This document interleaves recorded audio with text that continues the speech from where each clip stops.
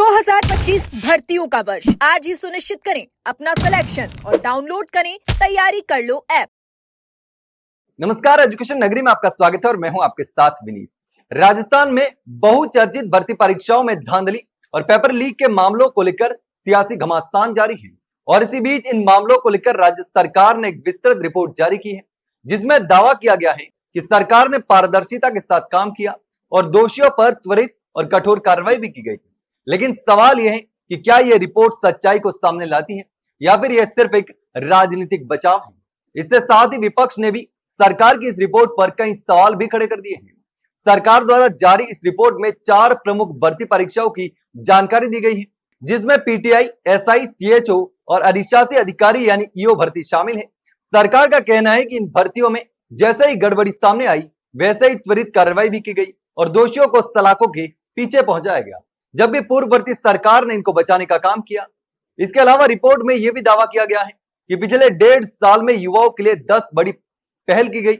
इसमें सबसे महत्वपूर्ण रोजगार मेलों के माध्यम से 69,000 सरकारी नौकरियां देना और 1.88 लाख पदों पर भर्तियों की प्रक्रिया बिना किसी पेपर लीक के जारी रहना।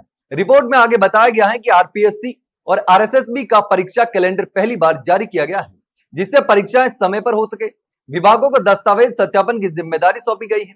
सीईटी परीक्षा में आई विसंगतियों को दूर किया गया। पशुपालन और चतुर्थ श्रेणी कर्मचारी भर्तियों में आवश्यक बदलाव किए गए और शिक्षा विभाग में नियमित नियुक्ति कार्यक्रम को फिर से गति दी गई। इसके अलावा सरकार ने यह भी बताया कि लंबित भर्तियों के लिए अदालतों में मजबूत पैरवी भी की, विवादास्पद प्रश्नों की जांच कर नए परिणाम जारी किए गए और पाठ्यक्रम से बाहर के प्रश्नों की जवाबदेही भी तय की गई। लेकिन जैसे ये रिपोर्ट सामने आई उसके बाद विपक्ष भी हमलावर हो गया है। विपक्ष ने सरकार पर सीधा हमला बोल दिया है। विपक्ष का कहना है कि यह रिपोर्ट युवाओं के साथ धोखा है और सरकार लीकेज सिस्टम को खत्म करने की बजाय उसे छिपाने की कोशिश कर रही है। विपक्ष का यह भी सवाल है कि जब एक एक भर्ती के लिए अलग नीति अपनाई जा रही है तो पूरी भर्ती प्रणाली का निष्पक्ष ऑडिट क्यों नहीं करवाया जा रहा है। आखिर क्यों हर बार जब पेपर लीक होता है तो कार्रवाई के बाद ही ऐसा लगता है कि असली सरगना तक पहुंचने की कोशिश नहीं होती है। लेकिन आपके हिसाब से क्या सरकार की रिपोर्ट में सच्चाई है या विपक्ष का आरोप सही है?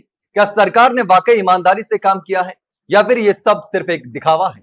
इस पूरे मामले पर आपकी राय कमेंट सेक्शन में कमेंट करके जरूर बताना। वहीं अगर जानकारी अच्छी लगी हो तो वीडियो को लाइक और शेयर जरूर करें और हाँ, चैनल को सब्सक्राइब करना ना भूले। फिलहाल के लिए इतना ही, जल्द मिलते हैं एक नई जानकारी के साथ। तब तक के लिए नमस्कार।